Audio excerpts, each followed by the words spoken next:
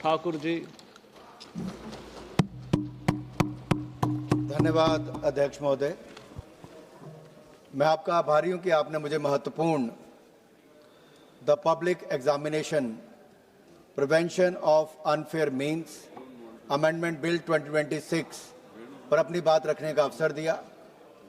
मैं माननीय प्रधानमंत्री नरेंद्र मोदी जी का भी आभारी हूं, जिन्होंने खुले मन से युवाओं की बात को सुना भी और जो 2024 में बिल लाया था उसमें व्यापक सुधार करने के लिए उचित कदम भी उठाए हैं। इसके लिए मैं उनका बहुत बहुत आभार प्रकट करता हूं, धन्यवाद करता हूं। 2014 से 2026 तक आप देखिए, लंबा समय हर बार प्रधानमंत्री मोदी जी युवाओं से संवाद करते रहे, सीधा संवाद किया है। चाहे देश के युवाओं को परीक्षा पे चर्चा की बात हो, ई पाठशाला की बात हो, युवाओं के लिए नई शिक्षा नीति की बात हो। मेरे से पूर्व मेरे दो साथी सांसदों ने, बांसुरी स्वराज जी और तेजस्वी सूर्या जी ने बहुत शानदार ढंग से पूरी बात को रखा। मैं दोनों को बहुत बधाई भी देता हूं। लेकिन ये भी कहना चाहता हूं, प्रधानमंत्री मोदी जी आज युवाओं से सीधा जुड़े हुए हैं और इसीलिए आज युवा उनकी बात को सुनते भी हैं।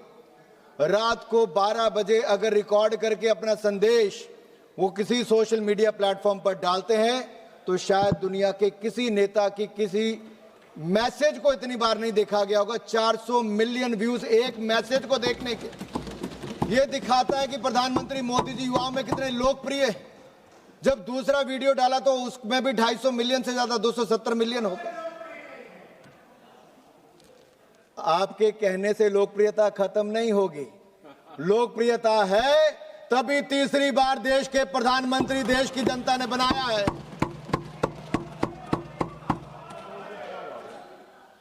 और अध्यक्ष जी, सवाल यह खड़ा होता है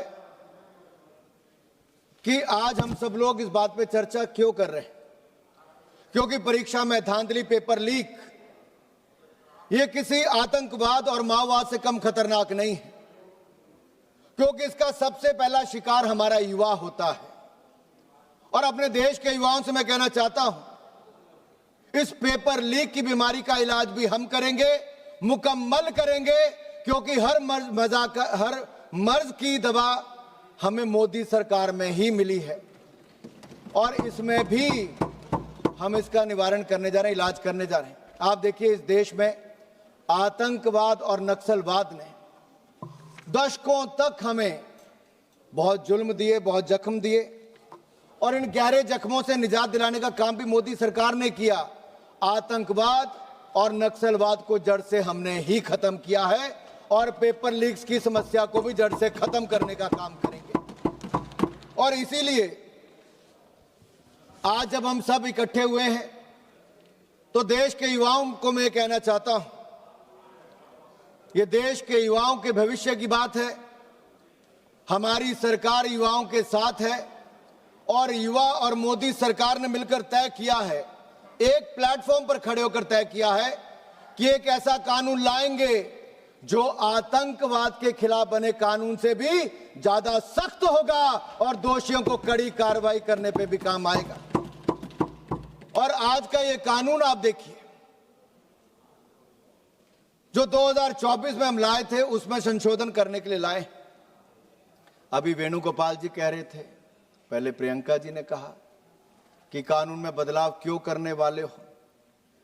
हम सिस्टम को और फूल प्रूफ करना चाहते हैं। हमारे युवाओं के भविष्य के साथ ना कोई खेले, उसके लिए सिस्टम बनाना चाहते हैं। तारीख पे तारीख, डिले पर डिले ये ना हो।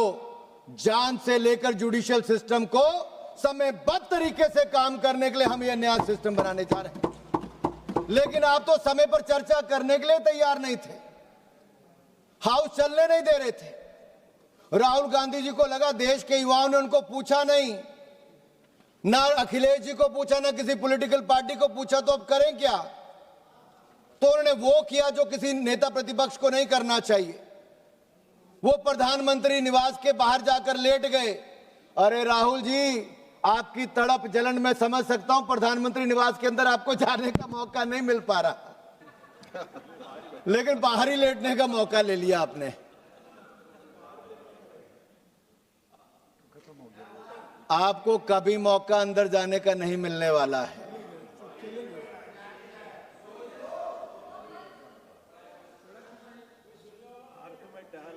और हालत देखिए साहब क्या थी, हर तरह के प्रयास करके देख लिए, युवा उनकी बात सुनने के लिए तैयार नहीं था। लेकिन युवा ये जानता है कि जब 3 मई को नीट एग्जाम हुआ और उसके 3-4 दिन के अंदर एक खबर आ गई कि कुछ लीक जैसी हुई, तो हमारी सरकार ने 12 मई को उसको निरस्त कर दिया और मात्र 3 दिन के अंदर 15 मई को नया यानी कि री एग्जामिनेशन करने का निर्णय लिया ताकि युवाओं का 1 साल बर्बाद ना हो। यह हमारी सरकार ने निर्णय लिया। यही नहीं, हमने चंद दिनों के अंदर देश भर में 5400 से 40 से ज्यादा सेंटर्स में नीट एग्जामिनेशन को कराया। दुनिया भर के देशों में 14 सेंटर्स पे करवाया, 13 भाषाओं में करवाया और 21 जून को इसको करवा भी दिया और मात्र 45 दिनों के अंदर सारा प्रोसेस पूरा करके रिजल्ट भी निकाल दिया। यह युवाओं के प्रति हमारी प्रतिबद्धता थी। हम इनकी तरह दिखावा नहीं करते। मोदी जी ने युवाओं के हित में हर कदम उठाया, आगे भी उठाएंगे। हमारे खिलाड़ी अगर देश के लिए खेलने के लिए किसी देश में दूसरे देश में जा रहे हो तो देश के प्रधानमंत्री उनसे संवाद भी करते हैं, आने के बाद उनका अभिनंदन स्वागत भी करते हैं। आज से पहले किसी प्रधानमंत्री ने नहीं किया। इनके समय 800 करोड़ रुपए का मात्र बजट था खेलों के लिए, हमारे समय 4000 करोड़ का बजट हो गया। इनके समय मात्र 65,000 करोड़ का शिक्षा का बजट था, आज उससे दुगने से ज्यादा 1,40,000 करोड़ का बजट हमने करके दिया। प्रियंका जी, आपके उत्तर दूंगा मैं इसके बाद। किस तरह से कितनी भोली सी शक्ल बना के गुमराह करती, मंद मंद मुस्कुराती हैं, स्पीकर साहब को भी मुस्कुराने के लिए बोलती हैं, गंभीर विषय पर भी अपने पुराने जो इनकी सरकार के कुकर्म थे, जो खराब काम थे, उनको ऐसा पर्दा डालने का प्रयास करते हैं। लेकिन सर, मुझे दुख इस बात का है क्योंकि देश के एक बहुत बड़े वैज्ञानिक, एक बहुत बड़े प्रोफेसर, आईआईटी मद्रास के प्रोफेसर वी कामाकोटी जी के बारे में उन्होंने जो टिप्पणी की। कौन है प्रोफेसर वी कामाकोटी जी? हमारे फॉर्मर चेयरमैन है आर्टिफिशियल इंटेलिजेंस टास्क फोर्स के। आरएसएस से होने का कोई गुनाह नहीं, अगर होंगे भी तो उनको गर्व होना चाहिए इस बात का कि आरएसएस के हैं। आप भी ज्वाइन कर लीजिए, आप भी ज्वाइन कर लीजिए, थोड़े संस्कार आ जाएंगे, थोड़े संस्कार आ जाएंगे, देश के बारे में सोचना शुरू कर देंगे अगर आप आरएसएस का हो जाएंगे तो। आईआईटी मद्रास की फैकल्टी थे 2001 से 2022 तक। पीएचडी डिग्री उनकी कंप्यूटर साइंस और इंजीनियरिंग में है।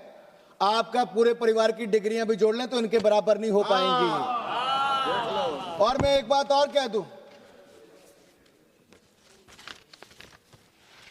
मुझे तो लगता था प्रियंका गांधी जी कुछ अच्छा कहेंगी। उन्होंने कहा ये गौमूत्र के विशेषज्ञ हैं। तो गांधी परिवार की सबसे बड़ी समस्या ये है कि वो भारत की परंपराओं को ना तो समझते हैं और ना ही समझने का प्रयास करते हैं, बल्कि उनका उपहास उड़ाते हैं। जिन पर दुनिया शोध कर रही है, कांग्रेस उन पर तंज कस रही है। देश के प्रतिष्ठित प्रेस्टिजियस साइंटिस्ट जो भारतीय ज्ञान परंपरा का अध्ययन करना चाह रहे हैं, कांग्रेस उनका मजाक उड़ाती है। ये हमारी संस्कृति, हमारे समाज और हमारे साइंटिस्ट के साथ सदा कांग्रेस यही करती रही। लेकिन वैज्ञानिक होने का मतलब यह नहीं कि आप अपनी सभ्यता और समाज से कट जाएं, आप अपनी परंपराओं को ना जाने। डॉक्टर कामकोटी जी आधुनिक विज्ञान के शिखर पर है। एक तरफ आर्टिफिशियल इंटेलिजेंस के एक्सपर्ट हो सकते हैं तो दूसरी ओर गौमूत्र पर भी अध्ययन कर सकते हैं, इस पर रोक नहीं है। अपनी जड़ों से जुड़ने पर कांग्रेस को परेशानी है। मुझे तो लगता था प्रियंका गांधी जी राहुल गांधी जी से थोड़ी बेहतर होंगी, बहन भाई से थोड़ी बेहतर लगती थी, कम से कम हंस तो लेती थी। लेकिन आज जो आईआईटी मद्रास के डायरेक्टर के ऊपर तंज कसा, मैं ये कहूंगा भाई बहन एक जैसे लगते हैं, एक ही वनस्पति पर हैं। जिसके इस्तेमाल के साथ दिमाग कई बार सही तरह से फंक्शन नहीं करता है, और हो सकता है गौमूत्र इसको क्योर करे। डॉक्टर साहब, हो सकता है एक ही गौमूत्र उनको क्योर करे। इसलिए मैं फिर एक बार कहता हूं, अभी तो उस इलाज पे भी आता, लेकिन पहले पेपर लीक का इलाज कर लें। आनंद जी, आनंद आएगा सुनने में। भदौरिया जी,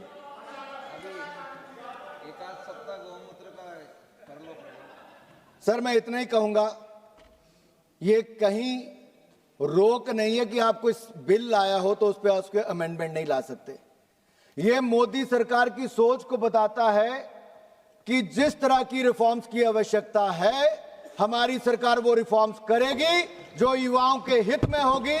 और यही नहीं, मैं ये भी कहना चाहता हूं, और आप सारे कागज पेन निकाल कर लिख लीजिए, ये जो हम नया बिल लेकर आए हैं, ये बिल, ये कानून एक नजीर होगा। This will set an example sir. और इसकी मैं पूरा उल्लेख बाद में करने वाला हूं, क्या क्या इसके लाभ होने वाले हैं। लेकिन हमने अब तक क्या क्या किया? एक तो जल्द री एग्जामिनेशन करवाया। प्रियंका जी कह रही थी फेस रिकॉग्निशन, अरे फेस रिकॉग्निशन छोड़िए, हमारी सरकार ने 13 के 13 लोग जो पेपर लीक में शामिल थे, उनकी गिरफ्तारी करवा दी, जेल में सड़ रहे हैं, और उनके खिलाफ फास्ट ट्रैक कोर्ट्स में आज कार्रवाई हो रही है। यही नहीं, नया बिल लेकर हम आगे हैं, और हमने हाई पावर टास्क फोर्स भी बना दी नंदन नीलकनी जी की अध्यक्षता में, जो एग्जाम रिफॉर्म्स करेगी और देश के युवाओं को बेहतर भविष्य बनाने का काम करेगी। मैं इतना ही कहूंगा, जहां तक कांग्रेस ने भी और प्रदर्शन करने वालों में से भी एक दो लोगों ने बात कही कि प्रदर्शन में कुछ गुंडे आ गए थे, इन्होंने कहा फेस रिकॉग्निशन करनी चाहिए। मैं गृह मंत्री जी से आग्रह करता हूं, जो ऐसे लोग जो गुंडे थे, असामाजिक तत्व थे, जो उस आंदोलन को खराब करना चाहते थे, और जो संसद की इस चर्चा में मैं बड़े साफ कह रहा हूं, जो असामाजिक तत्व और गुंडे थे, उनके ऊपर कानून के रूप में कड़ी कार्रवाई होनी ही चाहिए।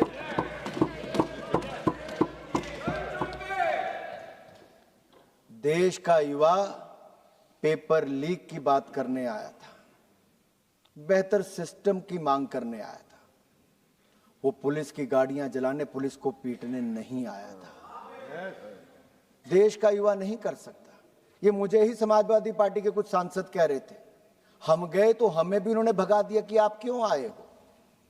मैंने कहा भाई आपका ट्रैक रिकॉर्ड ही ऐसा था, आपको वहां कौन लेता है। अरे आपके नेता अखिलेश यादव जी पे आऊंगा मैं, ठहरो जरा, बताता हूं क्या बोलते थे वो। उन युवाओं ने भी इनका मजाक उड़ाया। राहुल जी तो हिम्मत ही नहीं कर पाए उस आंदोलन में जाने की, वो बाहर जाके प्रधानमंत्री निवास के बाहर बैठ गए। लेकिन सबसे बड़ी समस्या अध्यक्ष ये हुई, खुद चले गए, समाजवादी पार्टी वालों को और बाकी इंडिया गठबंधन वालों को बुलाया ही नहीं कि महफिल अकेले लूटना चाहते थे। ये ट्रस्ट की कमी आपके गठबंधन में है, ना नेता है ना नीति, और नीयत में तो खोट पहले दिन से नजर आता है।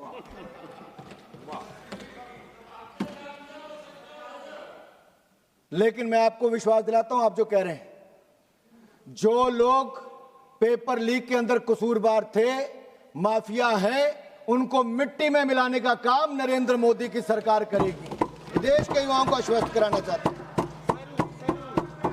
और मैं इसलिए कहता हूं सर, ट्रैक रिकॉर्ड बताता है कि क्या है। देश में पहला एंटी चीटिंग लॉ कौन लेकर आया? हमारी सरकार लेकर आई। देश में 2024 में नरेंद्र मोदी जी की सरकार लाई। आज उसमें संशोधन करने की भी ताकत किसी ने रखी तो नरेंद्र मोदी की सरकार ही कर रही है। राज्यों में भी कल्याण सिंह जी की सरकार थी, राजनाथ सिंह जी हमारे शिक्षा मंत्री थे। उस समय हमने उत्तर प्रदेश में बेहतर शिक्षा लाने के लिए राजनाथ जी ने शानदार काम किया, एंटी चीटिंग लॉ वहां पर हम लाए। लेकिन अखिलेश यादव जी और मुलायम सिंह से मैं पूछना चाहता हूं, जब उस समय मुलायम जी थे, क्या भाषण देते थे? अरे भाषण सुनिए अखिलेश यादव जी का, कहते नकल तो हम सब ने की होगी, थोड़ी थोड़ी नकल तो चलती है, थोड़ी थोड़ी सब कर लेंगे तो क्या हो जाएगा, हम सत्ता में आएंगे। अखिलेश जी ने कहा तो सब चीटिंग करने वालों को छोड़ देंगे, वोट डालो सपा को।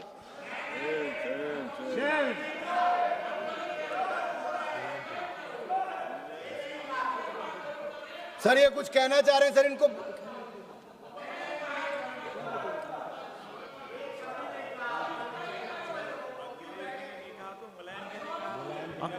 अनुराग ठाकुर जी, अनुराग ठाकुर जी सर ये बता दें अखिलेश जी ने कहा कि मुलायम जी ने कहा, सर ये बता दें अखिलेश जी ने कहा कि मुलायम जी ने कहा ईमानदार युवाओं के साथ ये कहते हैं कि बेईमानों को आगे आने दो, चीटिंग करने वालों को आगे आने दो।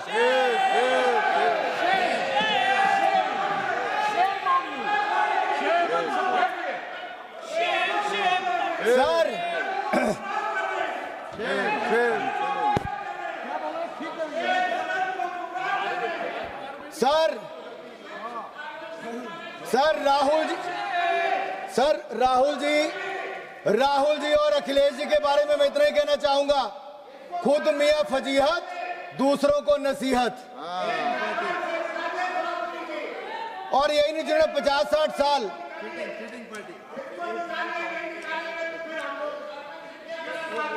सर ये बता सकते हैं कि अखिलेश जी ने कहा, मुलायम जी ने कहा, सपा के किस नेता ने कहा?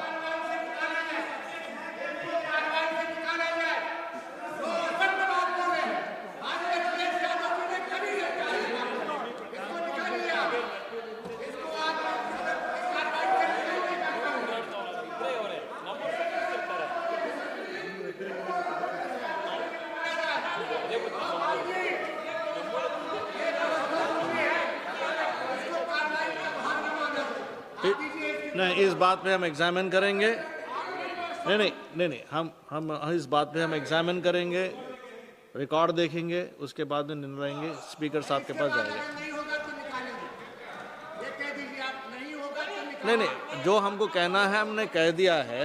आप बैठिएगा प्लीज, आप बैठिएगा। अब बोलिएगा अनुराग ठाकुर जी।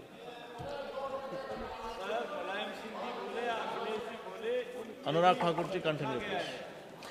सर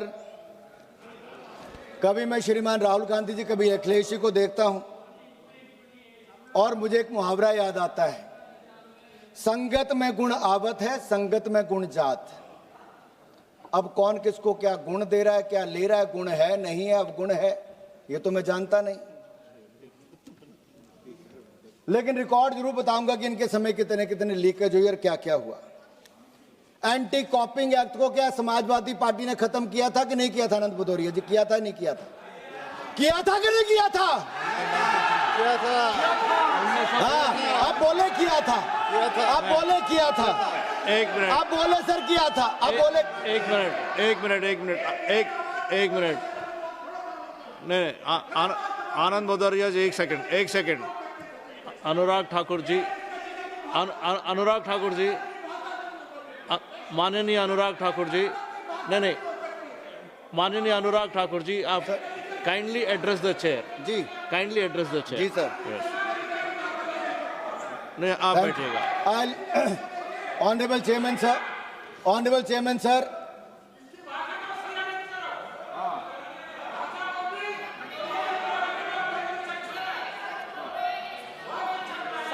सर सच थोड़ा कड़वा होता, थोड़ा ज्यादा जोर से लगा समाजवादी पार्टी को, लेकिन मैं इतना जरूर कहूंगा, 2012 में UP police recruitment exam paper leak किसने किया?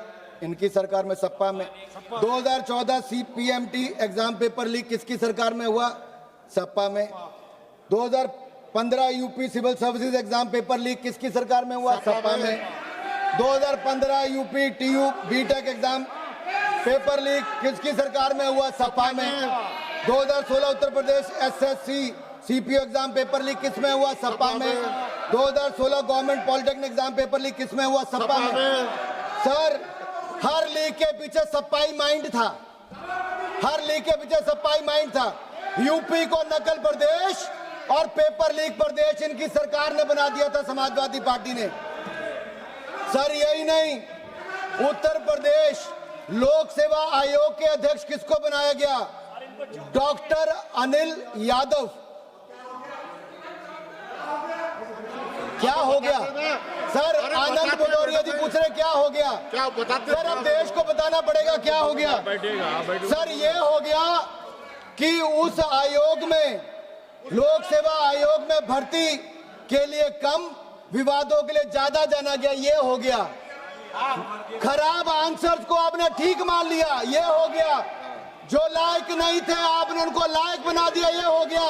और लोक सेवा चयन आयोग वो यादव आयोग बना दिया गया, यादव आयोग बना दिया गया। ये गेट के बाहर लग गया सर, यादव आयोग हो गया सर। सर अब तो एसडीएम और बाकी सब जो ऐसे चुने गए। सर ये क्या तरीका सर? सर मैं ऑथेंटिकेट करता हूँ। बोलने नहीं, उनको बोलने दो सर देखिए, एक मिनट रुकिए। यस सर सवाल ये है, इन्होंने प्रतिभाशाली युवाओं की चिंता नहीं की, जाति विशेष को होने के ऊपर इनके ऊपर एक ऐसा धब्बा लगा। सर आज ये युवाओं की बात करते हैं, वह जाति के ऊपर बांटने का काम करते हैं। ये ईमानदार होनहार छात्रों के साथ न्याय नहीं करते रहे, उनका हक छीनने का काम अखिलेश यादव और उनकी सरकार ने किया। सर सत्ता का दुरुपयोग किया गया और सर कोर्ट ने उस चेयरमैन डॉक्टर अनिल यादव को हटाया कि नहीं हटाया? समाजवादी पार्टी इसका जवाब दे सर। हटाया गया सर उनको? आज युवाओं के हित की बात करते तब युवाओं के हित कहाँ थे तब युवाओं के हित? सर क्या ये वापस आने की बात करेंगे तो फिर नकल करवाएंगे, फिर पेपर लीक करवाएंगे, फिर लोक आयोग को एक जाति का आयोग बना कर देंगे? सर ऐसा कैसे चलेगा सर? सर ये तरीका गलत। देखिए सर एक सेकेंड, मैं जो बोल रहा हूँ आप सुनिए, मैं जो बोल रहा हूँ आप सुनिए। आप वापस जाइए, मैं आपको बता रहा हूँ। नहीं आप जाइए, मैं बता रहा हूँ, आपकी बात बता रहा हूँ, मैं आपकी बात बता रहा हूँ। वापस जाइए, आप वापस जाइए, मैं बोल रहा हूँ। आप चलिए, आप अपनी सीट पे चलिए, मैं बोल रहा हूँ। अदरवाइज मैं आपको आंसर नहीं दे पाऊंगा। अब अपनी जगह पे चाहिए, अपने जगह पे जाइए। एक सेकेंड।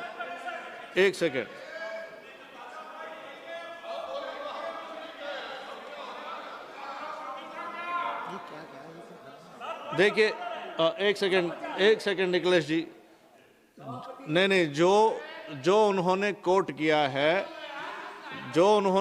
किया है उसका ऑथेंटिफिकेशन पूछेंगे या रिकॉर्ड देखेंगे, उसके ऊपर कार्रवाई होगी। आप बैठिएगा प्लीज, आप बताइए।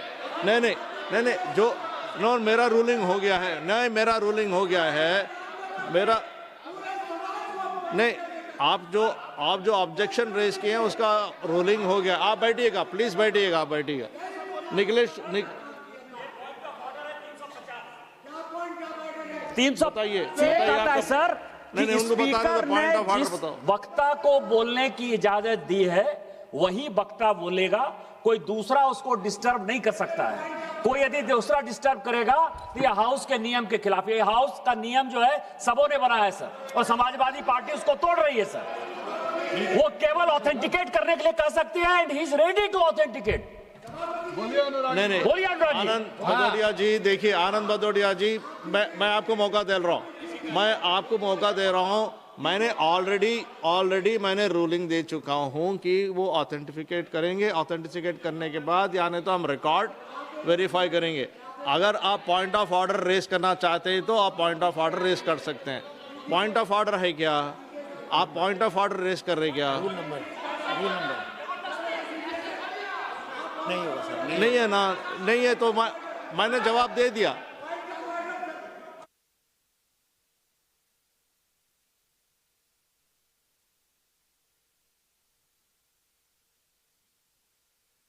रूल नंबर बताओ। नहीं है तो ठीक है। अनुराग ठाकुर जी आप बोलिए। नहीं आप बैठिएगा प्लीज। नहीं अभी नहीं होगा। माननीय सभापति जी, ये समाजवादी पार्टी है, ना वहां पे रूल मानते थे ना यहाँ रूल बनाते हैं। ये रूल तोड़ने वालों में से बना। सर मैं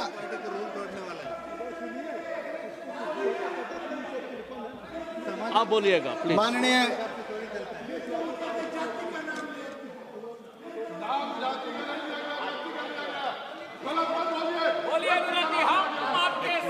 सर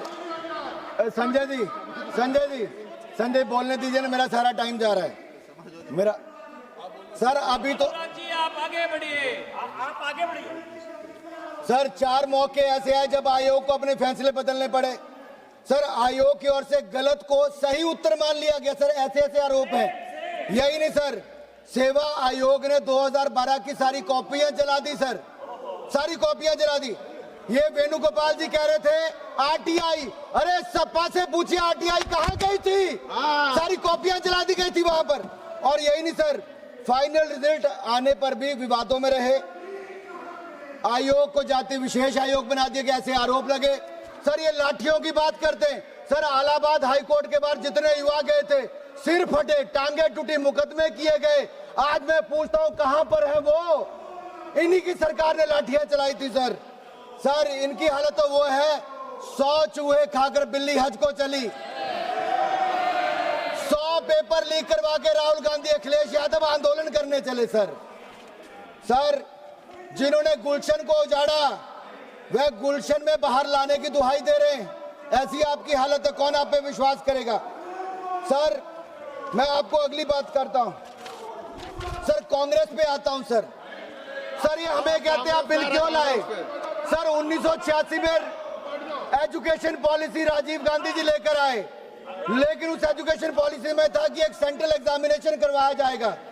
सर वो सेंट्रल एग्जामिनेशन की सोच राजीव गांधी की थी, लेकिन पूरी राहुल गांधी जी, सोनिया गांधी ने भी कभी पूरी नहीं की सर। सर मैं ये पूछना चाहता हूं, एक समान परीक्षा करवाने की जो सोच थी इनकी, वो एक समान परीक्षा 1986 में सोची थी और उसके बाद उसका पर्याप्त समन्वय स्थापित नहीं हो पाया सर राज्यों के साथ। 1992 में नरसिम्हा राव जी की सरकार आई, जो कांग्रेस ने और सोनिया गांधी जी ने कभी अपनी मानी नहीं। उन्होंने भी उसके ऊपर एक्शन प्रोग्राम लाया, लेकिन वो भी पूरी तरह से कागजों पर रह गया, कभी लागू नहीं हुआ। फिर एक रिमोट कंट्रोल की सरकार आई सर, याद है 2004 से 14 में एक रिमोट कंट्रोल की सरकार थी। वो 7 नंबर से नहीं 10 नंबर से चलती थी, क्योंकि राजीव गांधी जी ने सोचा था सेंट्रलाइज टेस्ट हो, उसको उस सरकार ने पूरा नहीं होने दिया। जब कपिल सिब्बल जी 1 नेशन 1 टेस्ट की सोच लेकर आए, तो उस समय इन्होंने वो भी नहीं होने दिया। 2.5 साल से अधिक तक उसमें खींचतान चली और योजना अस्तित्व में नहीं आई। मूल प्रस्ताव कहीं और ज्यादा कमजोर हो गया सर इन्होंने केवल नीतियां घोषित की, परंतु राजनीतिक इच्छा शक्ति नहीं दिखाई सर, ना संस्थागत सहमति बनाई। 4 दशकों तक युवाओं को बिखरी हुई असुरक्षित परीक्षा व्यवस्था इन लोगों ने दी। सर अब मैं आता हूं पेपर लीक पर। सर इनको बिठाइए सर, ये तरीका ठीक नहीं है।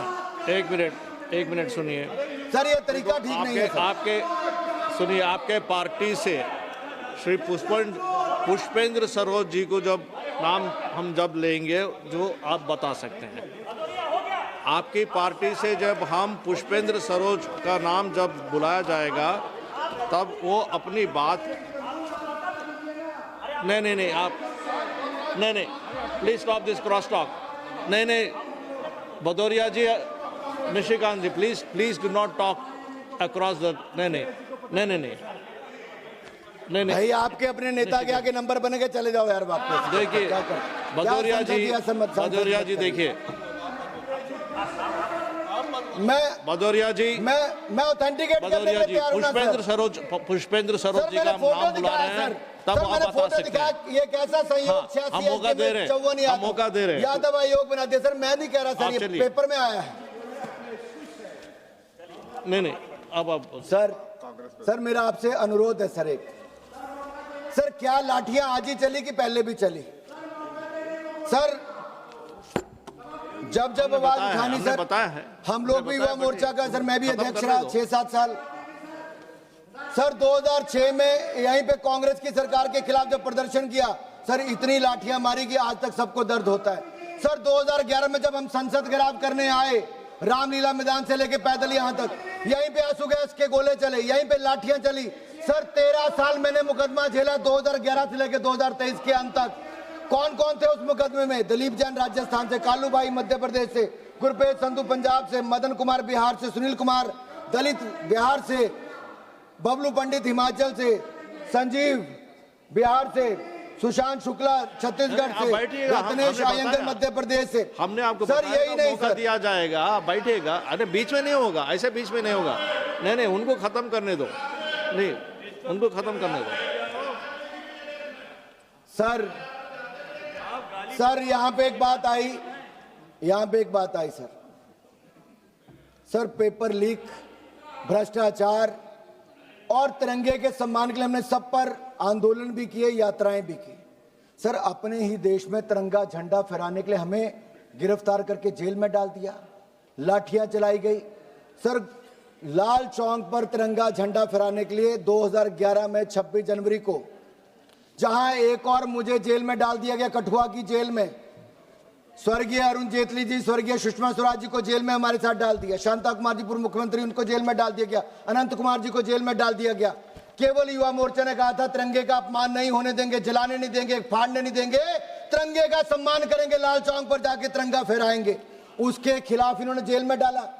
जिस जेल में डाला सर, गुजरात के आज जो डिप्टी सीएम है हर्ष सांघवी, प्रदीप सांघवी, शशिकांत पांडे, अल्पेश लिंबाचिया, सर इनको जिस जेल में कश्मीर में डाला, उसी जेल में सामने वाले कमरे में यासीन मलिक था। उसको खुली छूट मिलती थी सिगरेट पीने की, कॉफी पीने की, बाकी जाने की, और हमें कहा जाता था भद्दी भद्दी गालियां निकालकर पिटाई की जाती थी, इनके हाथ पैर तोड़ दिए गए। सर ये इनकी सरकार थी। सर ये आज युवाओं की बात करते हैं। यही नहीं सर, जब यहाँ पर बाहर आंदोलन हुआ, मेरे अपने हमीरपुर के नरेंद्र अत्री हो, राकेश कुमार काउंसिलर, सर उनके हाथ पैर तोड़ दिए गए, आज भी मुकदमे झेलते हैं। हरीश द्विवेदी हमारे साथ सांसद थे, उनका हो गया सर। आरपी सिंह, शिखा राय वगैरह सब इनके साथ थे। सर मैं आपको एक और कहना चाहता हूं, बिल्कुल वो तो एनकाउंटर होने वाला था। सर अब मैं सर कांग्रेस के समय जो पेपर लीक हुए, सर थोड़ा सा प्रकाश जरूर डालना चाहता हूं। सर 2004 में CBSE all India PMT paper leak सरकार किसकी थी? कांग्रेस की। 2006 CBSE class 12 accountancy paper leak सरकार किसकी थी? कांग्रेस की। 2006 AIIMS post graduate MBBS paper leak सरकार किसकी थी? कांग्रेस की। 2007 AIEEE paper leak all India engineering paper leak सरकार किसकी थी? कांग्रेस की। 2007 CBSE class 12 accountancy paper leak सरकार किसकी थी? कांग्रेस की। 2007 आईसीआई सीपीटी पेपर लीक सरकार किसकी थी? कांग्रेस की। 2008 पीएमटी पेपर लीक सरकार किसकी थी? कांग्रेस की। 2009 common law admission test paper leak सरकार किसकी थी? कांग्रेस की। 2009 railway recruitment board paper leak सरकार किसकी थी? कांग्रेस की। 2009 हरियाणा पेपर लीक सरकार किसकी थी? कांग्रेस की। 2011 एआईई पेपर लीक सरकार किसकी थी? कांग्रेस की। 2012 एम्स एमबीबीएस पेपर लीक सरकार किसकी थी? कांग्रेस की। 2012 JK medical entrance exam paper leak सरकार किसकी थी? कांग्रेस की। 2012 Mumbai university exam paper leak सरकार किसकी थी? कांग्रेस की। 2012 railway group D paper leak सरकार किसकी थी? कांग्रेस की। 2013 Maharashtra high secondary certificate exam paper leak सरकार किसकी थी? कांग्रेस की। 2013 Rajasthan administrative services paper leak सरकार किसकी थी? कांग्रेस की। 2013 कर्नाटका पीयूसी पेपर लीक सरकार किसकी थी? कांग्रेस की। 2013 एसएससी सीजीएल पेपर लीक सरकार किसकी थी? कांग्रेस की। 2014 CBSE class 12 economics paper leak सरकार किसकी थी? कांग्रेस की। 2014 CBSE class 10 math paper leak सरकार किसकी थी? कांग्रेस की। REET exam leak 2021 paper leak सरकार किसकी थी? कांग्रेस की। 2022 एसएससी सीजीएल पेपर लीक सरकार किसकी थी? कांग्रेस की। है तो आप ले कर दीजिएगा। क्या सर? सर अभी तो सर अभी तो मैं आप ले कर दीजिए। सर अभी मैं केंद्र का बता रहा हूँ। अभी मैं राजस्थान की बात करूं तो 5 साल में 19 एग्जाम हुए, जिनमें से 17 पेपर लीक हुए। 17 पेपर लीक हुए। पढ़ा दूं सर, गिनवा दूं? नहीं, आप कंक्लूड कीजिएगा प्लीज। नहीं सर, गिनवाना तो पड़ेगा सर, रिकॉर्ड पे आ जाए। नहीं, आप नंबर बोल दीजिए, संख्या बोल दीजिए और आगे चलिए। अरे sir, she wants to, you don't believe it, I am authenticating it.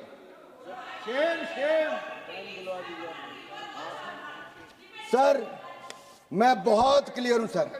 आज केरल पब्लिक सर्विस एग्जाम की बात करें, कमीशन की बात करें, वहां पे पानी पड़ रहा है, वहां पे लाठी चल रही है, तो वहां पे इनको नजर नहीं आता होगा राहुल जी प्रियंका जी को। सर हिमाचल प्रदेश में स्कैम पे स्कैम हो रहा है, स्कूल बंद कर दिए जा रहे हैं, क्या इनको हिमाचल के स्कूल नजर नहीं आते? वहां कहा था 5 लाख युवाओं को नौकरी देंगे, सर 5 साल सरकार को होने आए, वहां नहीं दी। तनख्वाह देनी बंद हिमाचल प्रदेश में कर दी, काट के अधिकारियों को तनख्वाह दी जाती है, प्रदेश को कर्जे में डुबा दिया। सर ये बात करते हैं घोटालों की।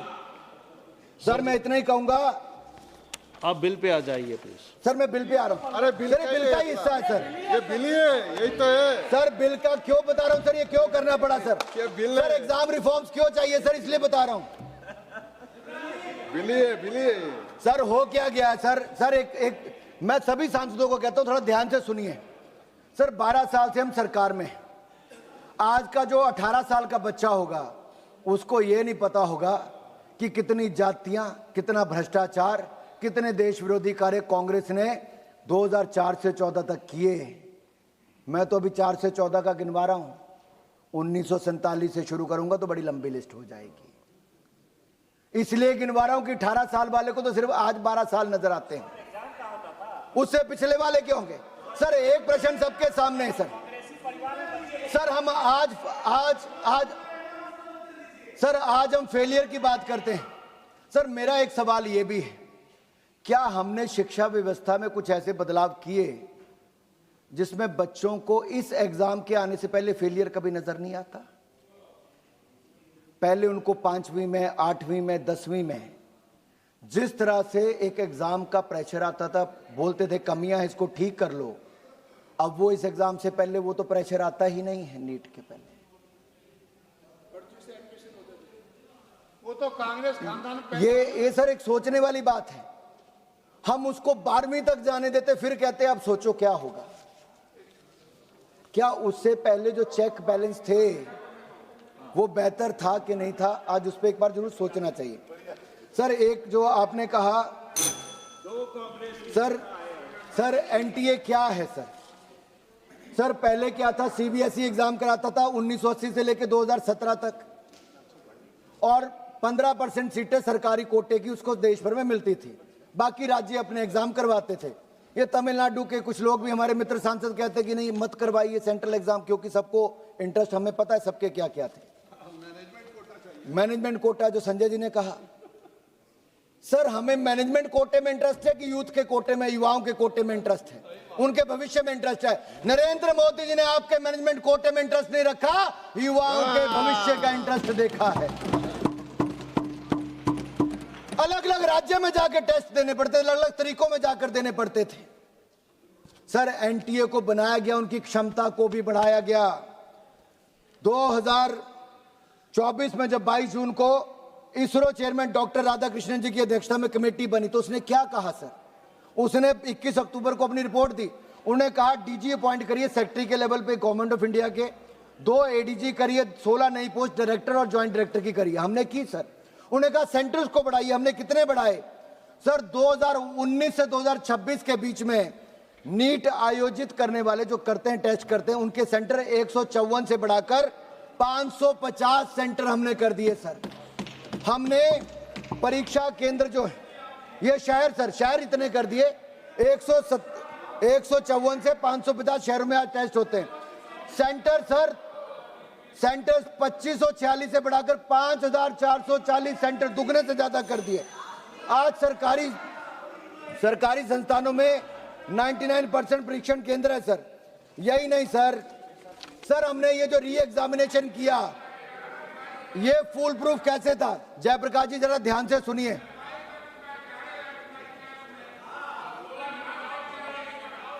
सर दोनों सांसद हरियाणा से हैं। मैं दोनों सांसदों से पूछता हूं, अपने दिल पर हाथ रख के बोलना, 10 साल जब आपकी सरकार थी, खर्ची और पर्ची की सरकार थी सर, खर्ची और पर्ची, क्या खर्चा करो या पर्ची पर लिखकर आता था? सर ये चाहते थे कि हरियाणा की कांग्रेस सरकार का लाऊं। जयप्रकाश जी, खर्ची और पर्ची की सरकार हरियाणा में चलती थी 2004 से 14 तक। युवाओं ने आपको बाहर रखा है सर इनको बिठाइए सर, मेरे 3 मिनट और हैं सर।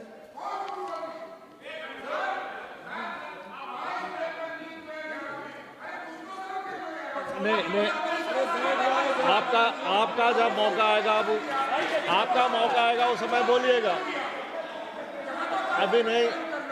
आपका जब मौका आएगा, आपको मौका दिया जाएगा उस समय बोलिए ना, अभी नहीं। आपका जब मौका दिया जाएगा उस समय आप बैठिएगा, प्लीज आप बैठिएगा, please sit down, please sit down, please. नहीं आप बैठिएगा सर आप बैठिए प्लीज। माननीय सभापति जी, इससे बड़ी शर्म की क्या बात होगी और बेशर्मी क्या होगी। कांग्रेस के सांसद जो जिस राज्य से आते हैं, जहां हरियाणा की खर्ची पर्ची की सरकार की मैंने बात की, वो आरोप आपकी सरकार पर प्रदेश के युवाओं ने लगाए और आप बेशर्मी के साथ यहाँ खड़े होकर कहते हो, अरे आपने ध्यान दिया होता तो ऐसा नहीं हुआ होता। Anurag Thakur ji please kindly address the chair. माननीय सभापति जी, 2 minutes। ये जो री एग्जामिनेशन हुआ सर, इसके लिए व्यापक स्तर पर सर अब तक की सबसे व्यापक और बहुस्तरीय सुरक्षा की व्यवस्था की गई सर। युद्ध स्तर पर काम किया गया सर। 2 महीने से कम में री एग्जामिनेशन नीट किसी ने करवाया तो नरेंद्र मोदी जी की सरकार ने सफल करवाया है सर। इसमें 2500 केंद्रों से बढ़ाकर 5440 केंद्रों पे करवाया। दुनिया के देशों में 14 शहरों में करवाया और सर 13 भाषाओं में करवाया। यही नहीं सर 1,38,000 सीसीटीवी कैमरा लगाए गए और 48,448 बायोमेट्रिक वेरिफिकेशन पर्सनल की तैनाती की गई। 38,795 फ्रिस्किंग स्टाफ की नियुक्ति की गई। 51,311 सिग्नल चैम्बर स्थापित किए गए।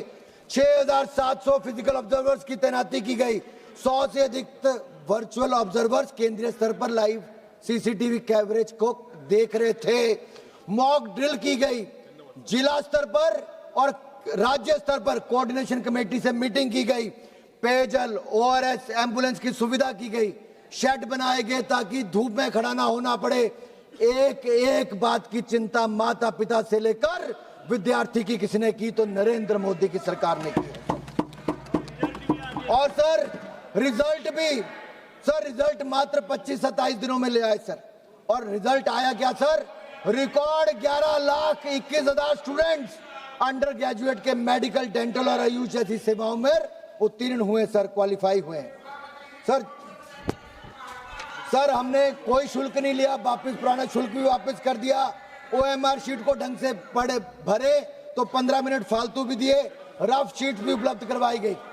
सर एक सवाल ये खड़ा होता है सर एग्जाम रिफॉर्म पे तो Nandan please conclude sir, kindly conclude. Sir, I'll take last 3 minutes, but please tell them not to disturb, sir. Sir, I'll take 1.5 minutes on the bill. What are the provisions of the bill, and also what is the education reforms under the Modi government, sir? Just 3 minutes, sir. Okay. Meanwhile, sir, इनको बोले टोके ना, sir. Just 1 second. Honorable Minister would like to make any announcement. Arjun, आप बोलना चाह रहे हैं? हाँ.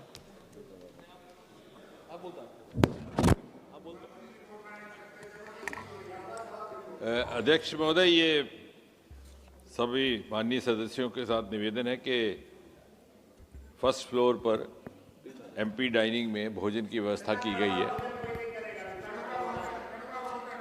वो जिसको भूख लगी है वो करे, जो अगर आप भूखे नहीं है तो नहीं भी करे, उसमें कोई दिक्कत नहीं है, अपनी पाचन क्रिया के हिसाब से। लेकिन हमारी तरफ से क्योंकि एक ऐसे सुझाव आया था कि चूंकि देर तक बैठना है तो उसकी व्यवस्था विभाग की ओर से ऊपर कर दी। धन्यवाद sir. Last 2 minutes, kindly conclude.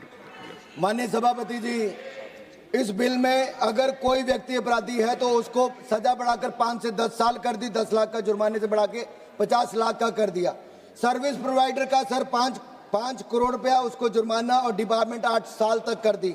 Organise crime में कोई होगा तो उसको जुर्माना 10 करोड़ का लगेगा और उसको सजा भी 7 साल की सर। और स्पेशल टास्क फोर्स का गठन का भी इसमें प्रावधान किया गया है।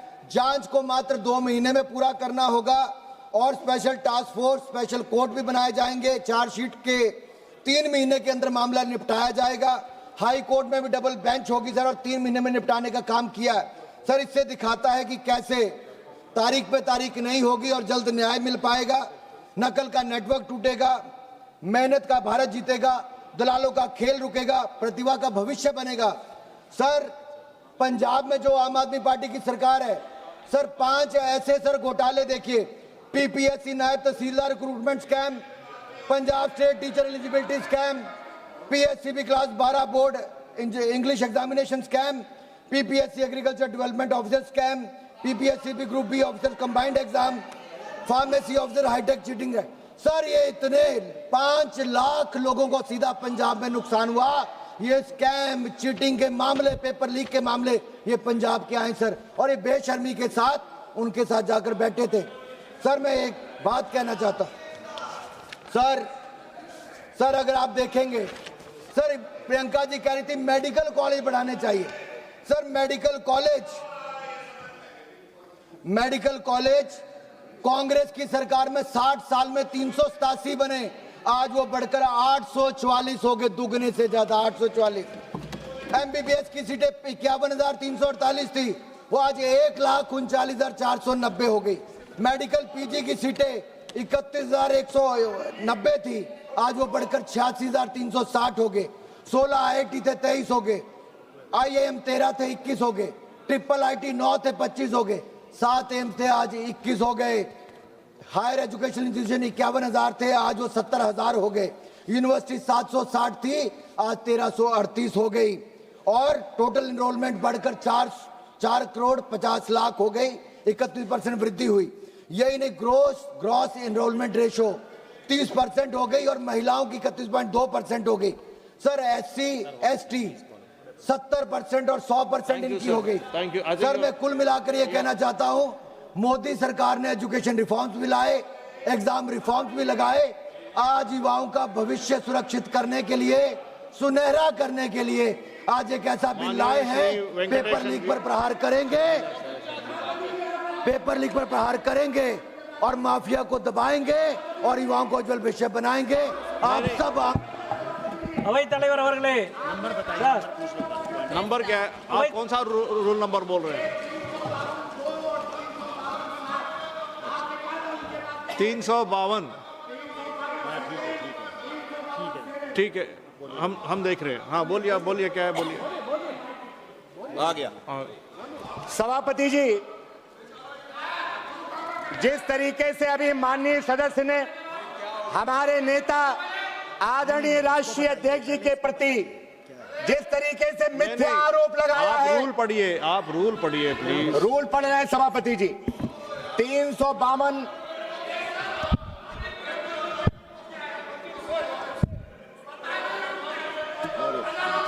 अरे पता है 352 तो एक मिनट, सभा संजय जी। के किसी अन्य सदस्य पर कोई हेतु का लांछन लगाते हुए अभिकथन नहीं करेगा या उसकी सद्भावना पर आपत्ति करके उसका व्यक्तिगत निर्देश नहीं करेगा। लांछन लगाया है सभापति जी, लांछन लगाया है।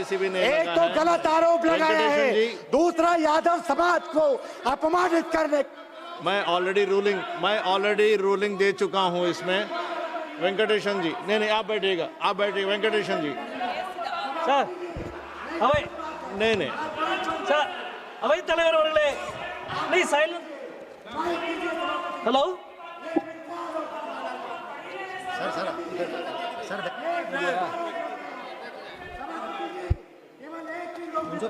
Mister Venkatesan, please continue. Mister Venkatesan, माननीय अवैध தலைவர் அவர்களே,